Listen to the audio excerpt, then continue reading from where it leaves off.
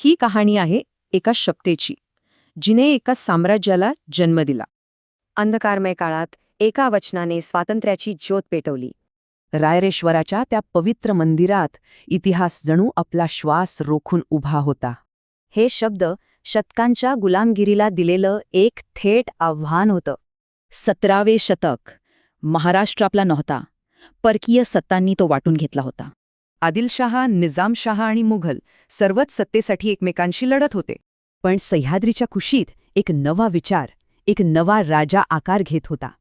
अगदी लहान वयातच त्यांनी मोठ्या सत्तांच्या विरोधात पाऊल उचललं होतं. आणि जेव्हा ही ऐतिहासिक शपथ घेतली गेली तेव्हा त्यांचं वय होतं फक्त 16 वर्ष. रायरेश्वराच्या साक्षीने त्यांनी आपला जीवलग सवंगड्यांना एकत्र आणलं. हे तेच सोगती होते ज्यांच्या साथीने ते नियतीलाच आव्हान देणार होते. असं म्हणतात की ही शपथ शब्दांनी नाही तर रक्ताने घेतली गेली होती.